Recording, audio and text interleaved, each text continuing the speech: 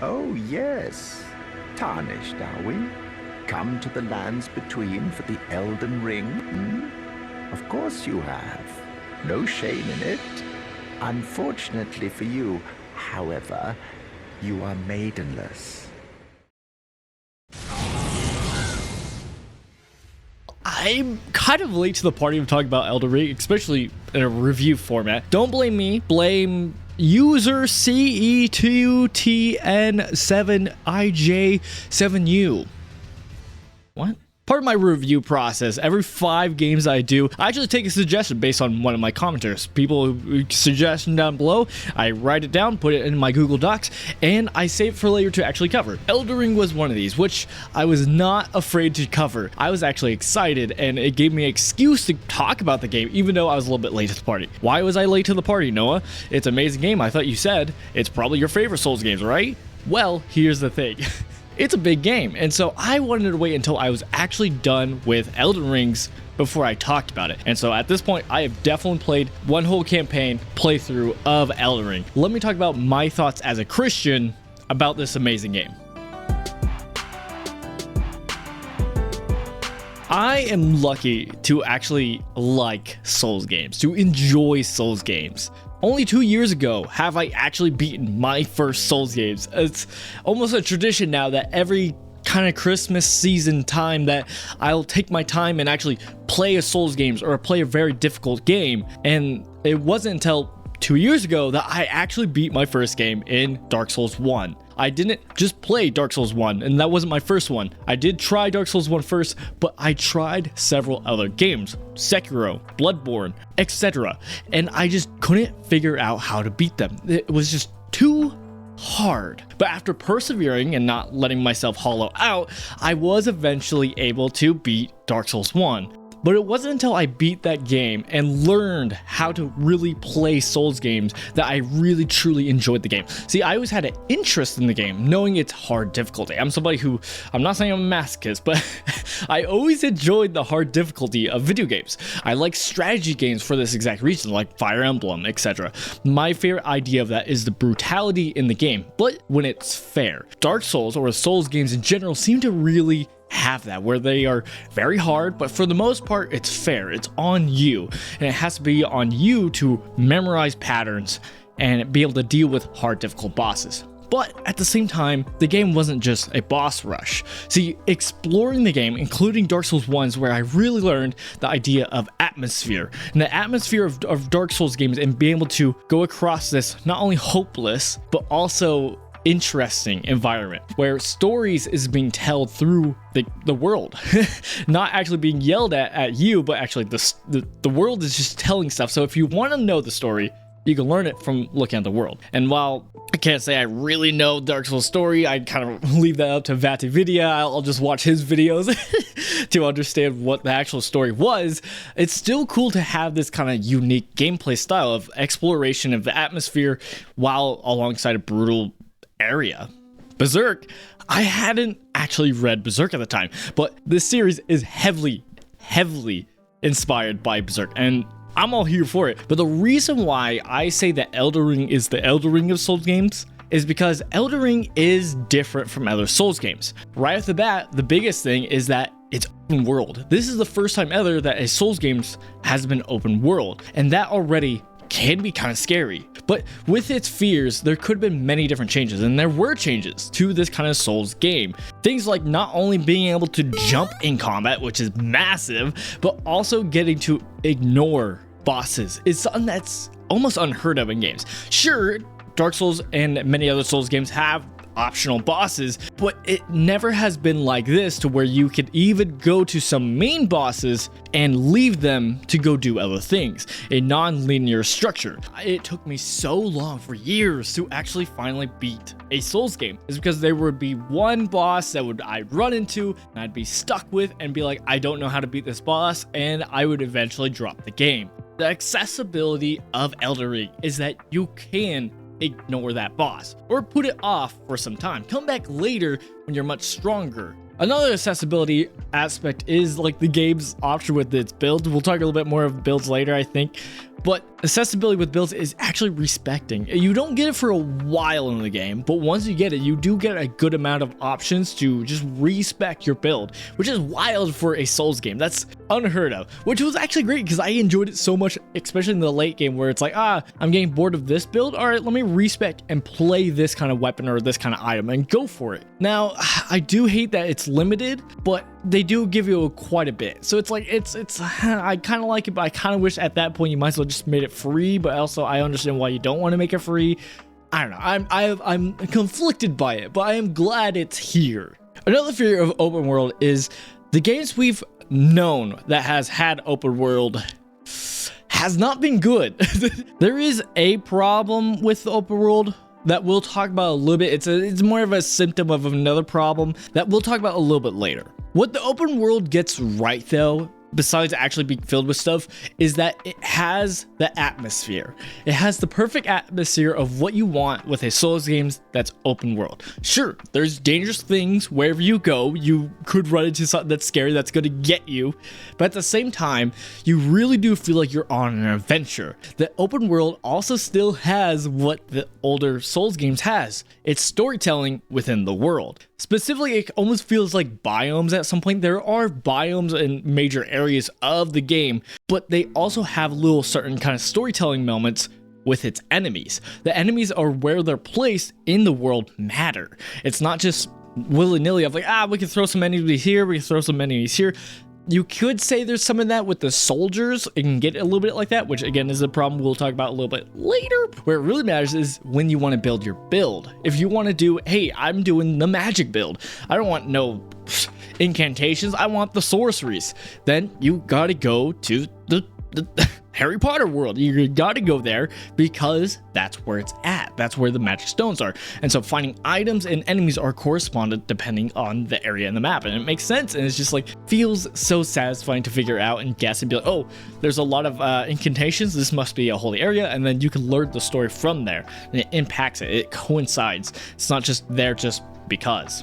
When it came to an open world perspective for a franchise, Legend of Zelda went a different path than the Souls games. Legend of Zelda, with its open world with Breath of the Wild, they decided to go away from major dungeons, which it's known for. They opted for 4 major dungeons that are kind of different that fits its theme. The Souls games with Elden Ring chose a different approach. It decided to have legacy dungeons, which is like, hey, we still have big dungeons if you still want that from the previous games, but we also have an open world.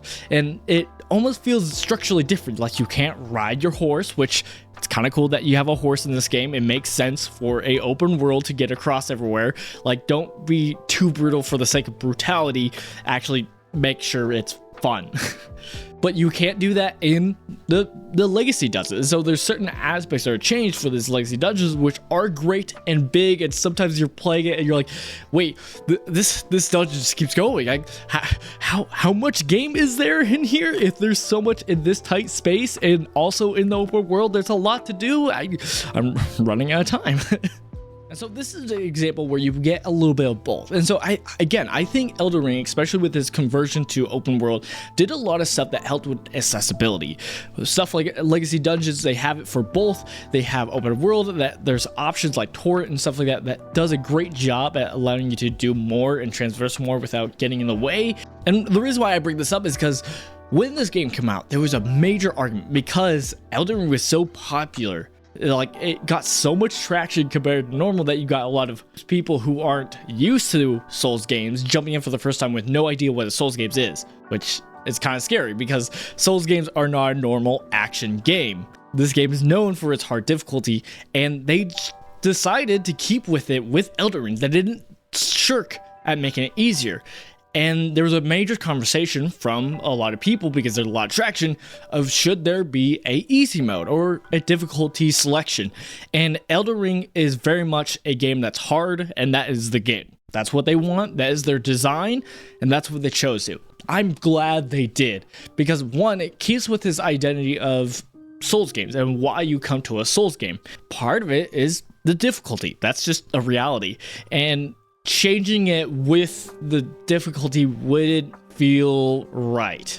it would feel wrong to the design of a Souls game, especially by this From Software, from what they wanted the game to be.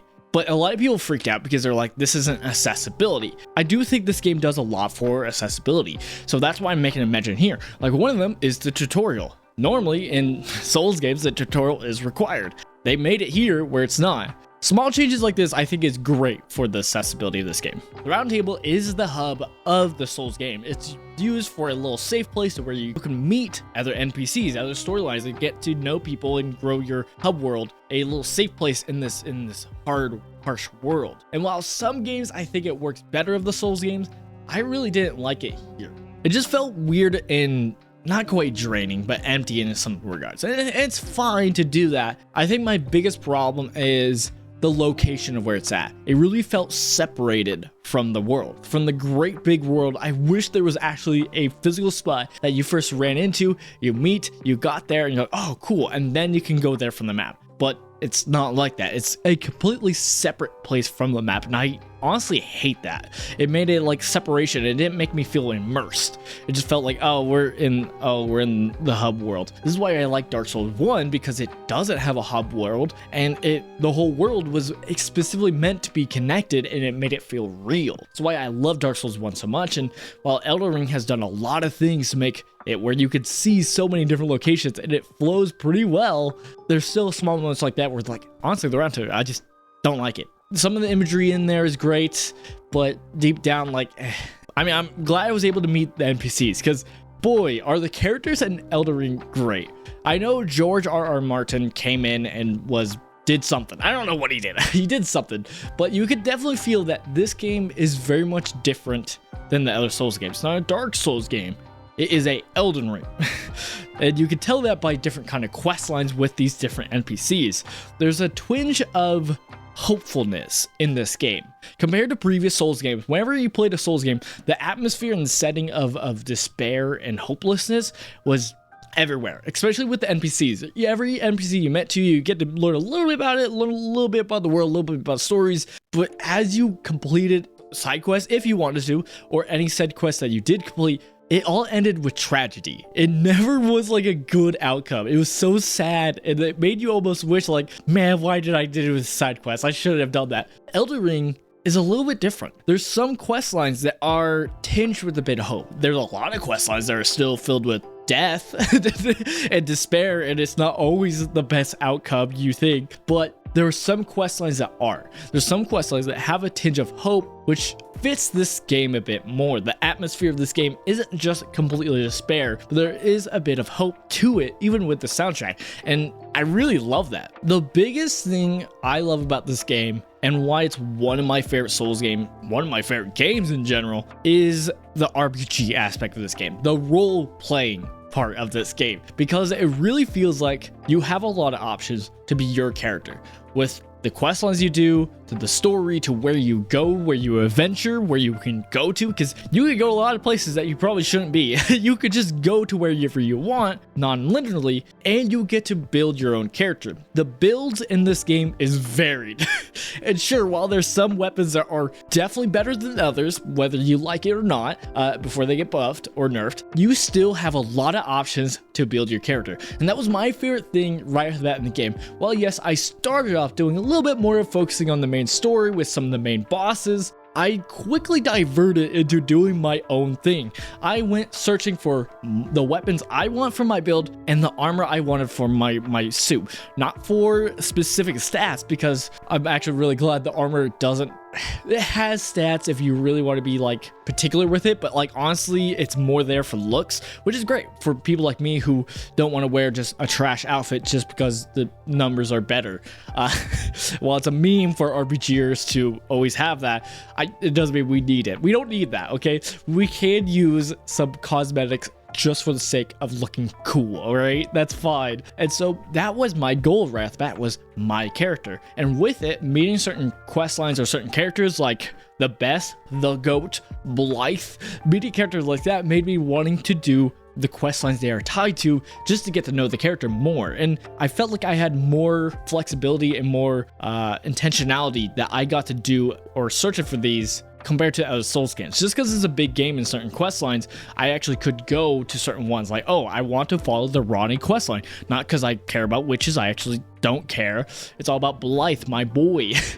And it's this customization of my own journey that I loved about this game. Not saying there's a lot of choices, we will get into it. There are choices, but while it's not like that's the major focus of a Souls game, it's not. It says cinematics are few, but when they are there, they do look good, but they're not a main focus. It's not you having major dialogues with characters. Like, you'll have few and then you'll go do your normal thing and then fight enemies and then fight a boss and then you'll get some more stuff. It's still that Souls identity, which is fine. I think it has a good balance that I'm okay for. It's what I come for a Souls game. I don't come for deep narratives and a lot of choices.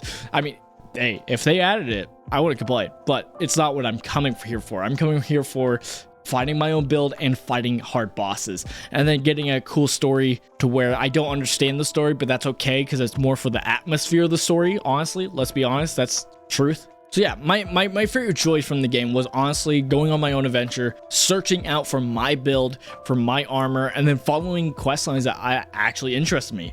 I did have to lean a little bit more on looking up with the internet to figure out where certain quest lines go to, because in typical Souls games, you can mess up quest lines. That's still here.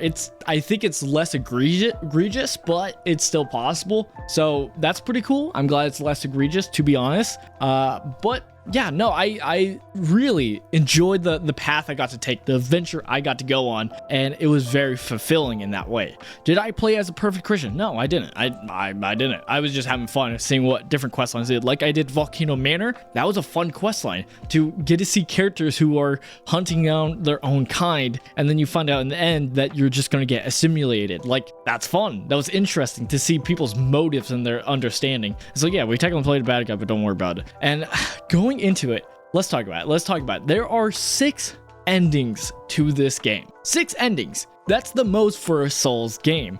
Dark Souls 1 and 2 endings. Some other games, it starts getting up to 3, and then they start having some 4s, but 6. That is new for the Souls game. And again, with a bigger game, a big open world game, and a lot of options and choices and quest lines, you have 6 different quest lines. And here's the reason why I chose the madness route, even though I'm a Christian. Let's talk about it. Here's the thing.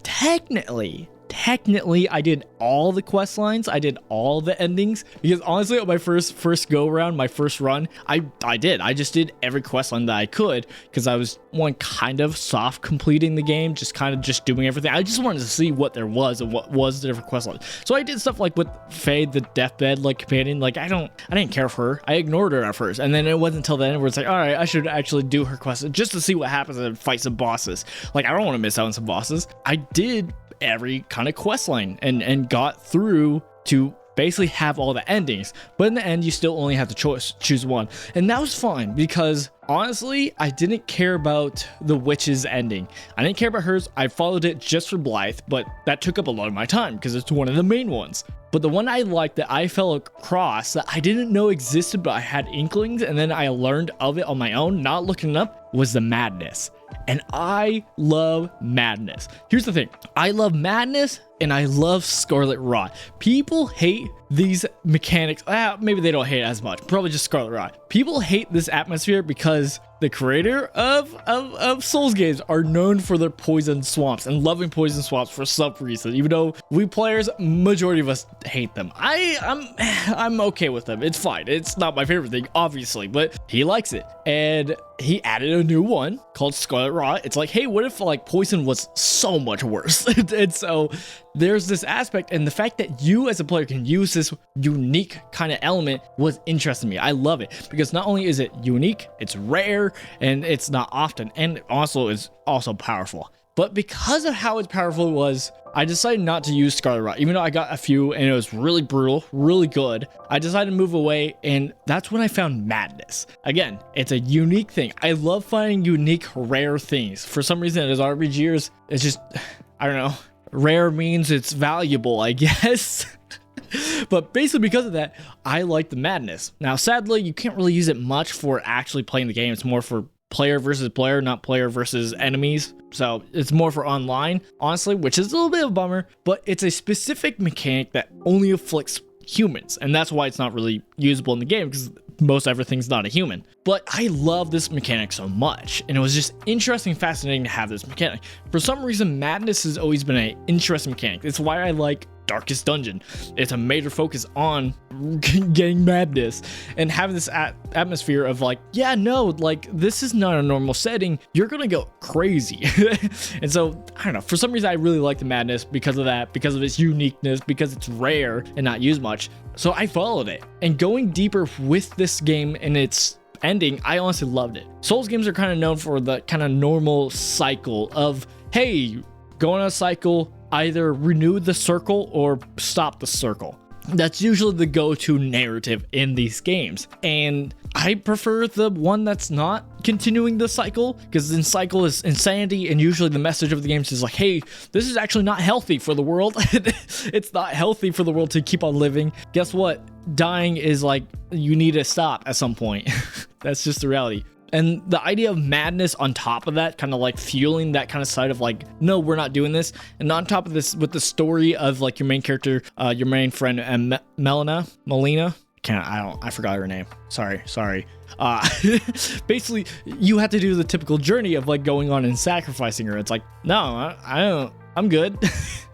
I don't wanna. And so I chose the madness. I like it. I think it's unique. I think it's rare. And so these were part of the big reasons why I chose this kind of narrative, even though it's obviously not the Christian path. It's really not.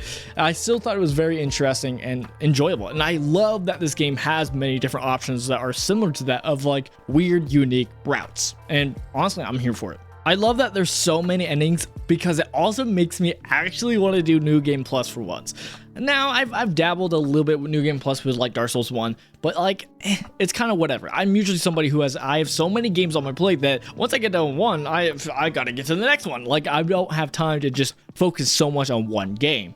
But Elden Ring, with its many different quest lines and wanting to know the different endings and the story outcomes and the story plot lines, and also just a bunch of different builds, that I actually like want to go in New Game Plus to, one, have the difficulty increase, because why not? And also find out the different outcomes. Why not? Take a different path, or even once you actually know the path, you could speed run the game really quickly, I guess. That's kind of wild. And so I actually can do New Game Plus, or might want to, because of, well, just the different options in this game, and I love that. It's great. But as a whole, this game is amazing. I love the options in this game. I love the different kind of builds, the different kind of bosses, the unique monsters or enemies in this game. I love it so much, and the atmosphere is just great. Problems. Yes, there's a problem with the enemies. People talk about how they hate how much enemies and bosses and small dungeons are reused. It's a big game. It's massive. There's going to be some reused enemies, and for some people, they really got bored of it and didn't like it. I honestly didn't mind it too much. I don't think it was that frequent to be that big of a problem. I think it's a small issue. Like it's just like a small little thing that like can bug some people, and especially after you're playing like over 100 hours of the game, sure, you can get a little tired of some enemies showing up again, or some bosses. But I think overall, it's still an amazing game. I haven't even talked about Underground. I'm sorry about that, but honestly, the Underground, some of the story connections to it, I like that it's mostly not required. That's awesome. But what I don't like is I had a few moments where I was just stuck and didn't know where to go, and so it was just draining being underground, which is fine. That's kind of the atmosphere of the spot, so it's fine. But I have mixed feelings about it. I'm glad it's there. It adds so much more to the map. There's so much to explore and do. Thank you so much for watching this video. Subscribe if you like this content and other stuff I do. Watch other videos. There will be more Elden Ring on this channel. I have a big video coming up in the future, not for a while, but in that video, we're gonna go in deep. So look forward to that. I wanted to save some talking in this for that, but let me know in the comments stuff that you like about this game. Let me know about builds you played in this game. I didn't mention it, but I played a whip build. Very fun. All right. Jesus loves you. Bye, guys.